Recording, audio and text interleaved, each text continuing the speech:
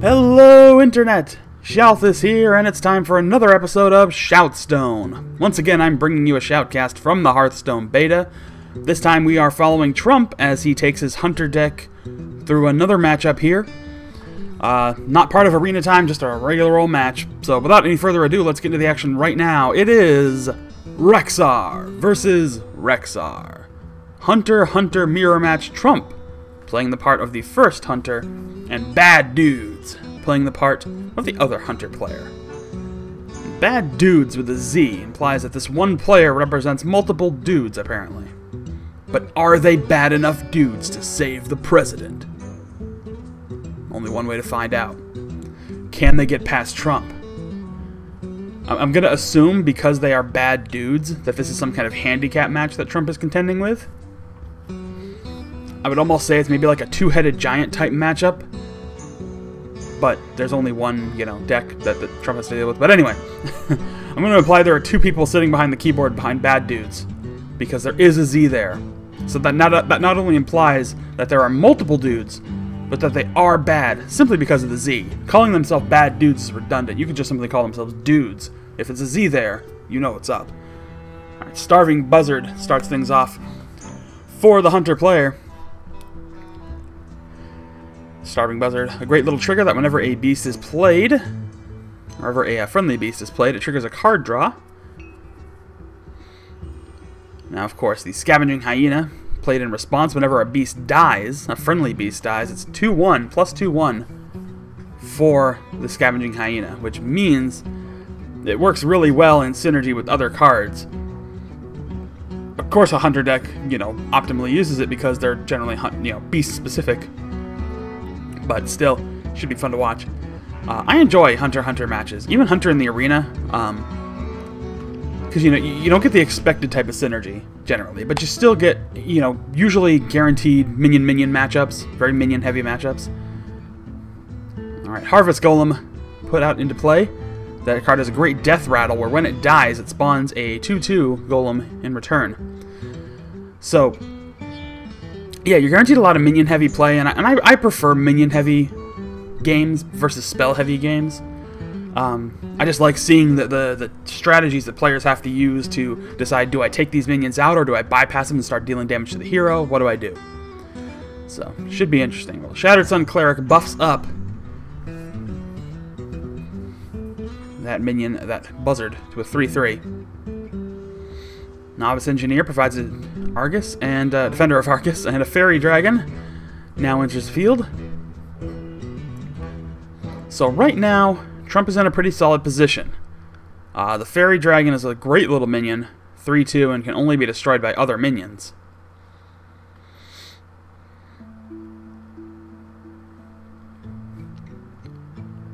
Alright, he does play the Timber Wolf to boost up the attack of his minions, and he plays Tracking,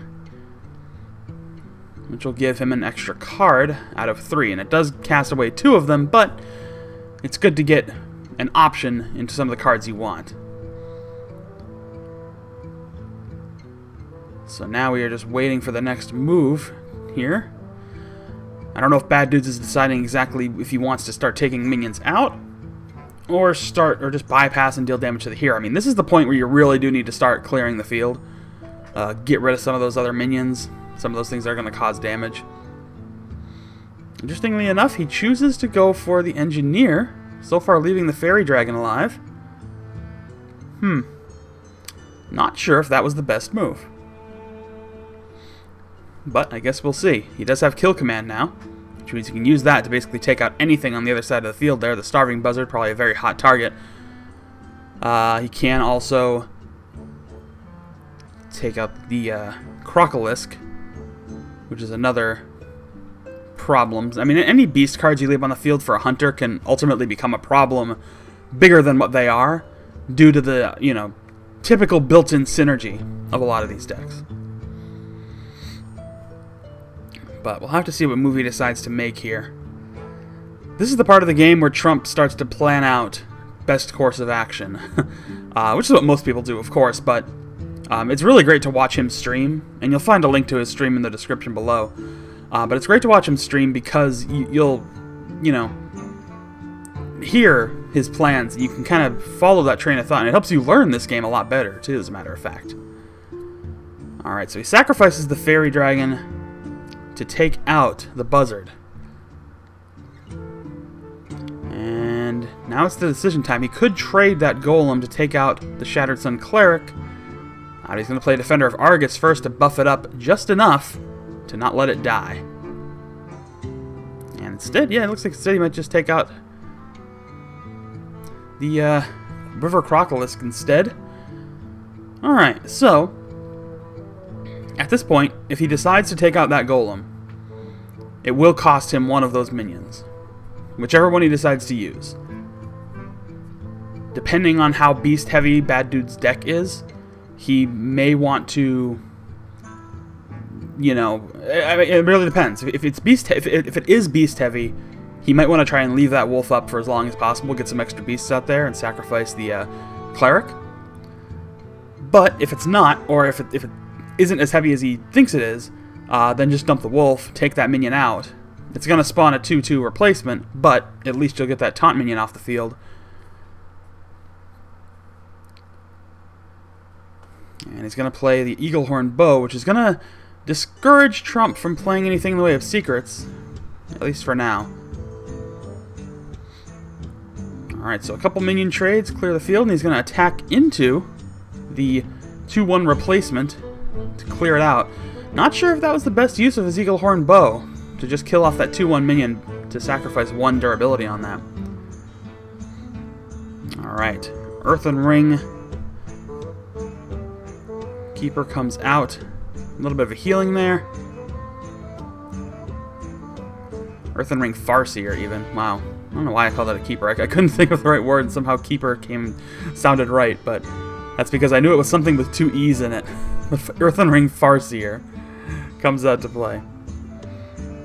I'm getting better at that, I swear. I really should start to just learn these cards by their art more than their name and everything. Because I keep seeing a lot of interesting games on like Korean streams, which I'd love to cast, but I don't know all the cards and I can't read Korean, so it is what it is. Alright, Fen Creeper comes into play. Looks like he's going to sacrifice... is he? No, maybe not. Thought he was going to sacrifice his bow to do another point of damage. Alright, he's going to do Deadly Shot to take out that Creeper. And now the damage begins. The damage train is rolling, bad dudes. Can you stop it? So now he's going to have to decide how to respond here. Trump is a little light on minions in his hand. And he's not going to play any secrets until that bow is dropped, I'm going to tell you, probably. He doesn't want to keep that bow alive for any longer than he has to. But he still has that Spellbreaker in his hand, so that could be very useful in some cases, possibly even against that Harpy. Alright, so he will sacrifice the bow to take that minion out, so now secrets are fair game.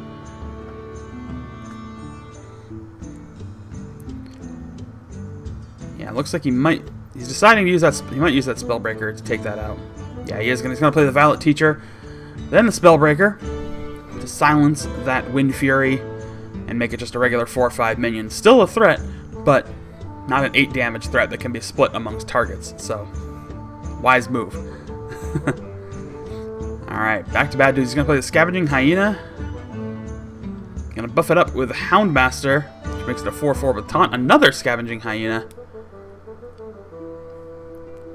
And the table's been set. So,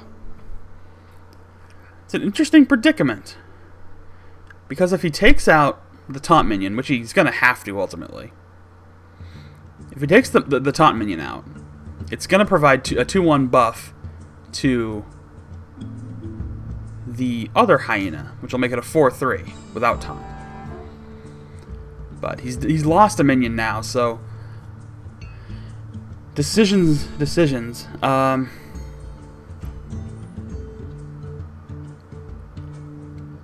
I mean, he could attack into it. It's not going to kill it, though. It's his only option, though, as far as attacking in.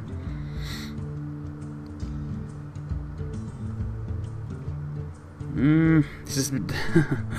I don't know. He's debating putting that explosive trap, I should say, into effect. And it's probably a wise move at this point. Everything he's putting out there is relatively cheap. He's got that kill command, which he's actually going to target the Houndmaster for. Alright, so sets the field pretty well, doesn't kill any beasts.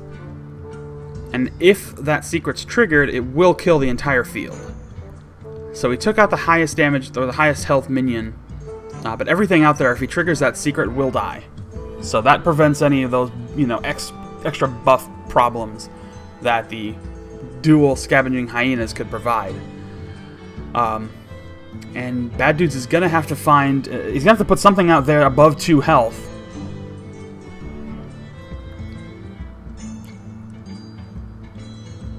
Alright, I think right now he did that deliberately to try to buff up this attack into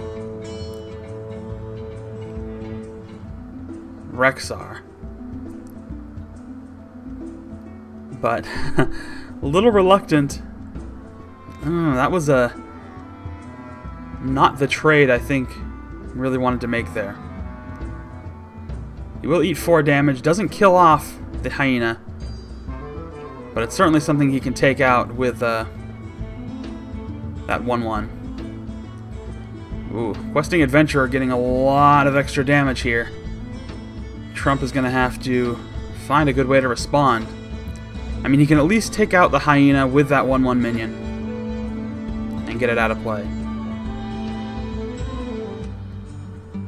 I could trigger up another... even another explosive shot's not quite enough.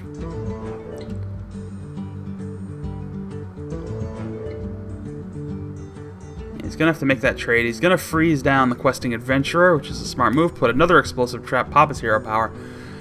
And he's slowly whittling his opponent down. So he's at least reduced the incoming minion damage to 5 points from a potential 11. Yeah, this is going to be an interesting game to see kind of how it unfolds as we go further here. Alright, another 2 minions for 1. No damage into the hero. A secret put into effect for the other hunter, which buffs up that Questing Adventure even further. It is starting to get out of hand, and Trump's going to have to do something about it. We'll pop that other explosive trap. It's not going to kill anything off. But we're getting into dangerous territory. Very, very dangerous territory.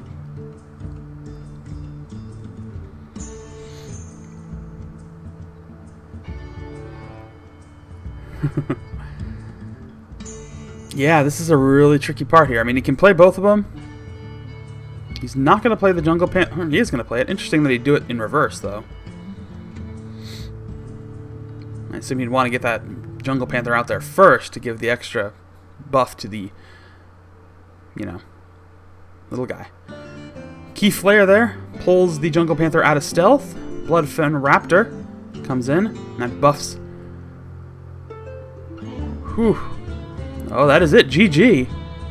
Trump falls to Baddudez. So yes, he was a bad enough dude, or they were bad enough dudes, to not only take out Trump, but possibly move on to save the president.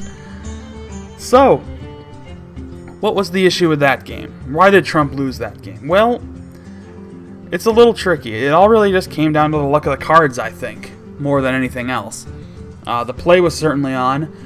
It just wasn't getting the cards he needed. A lot of spells where he probably should have, or he probably would have preferred getting minions instead.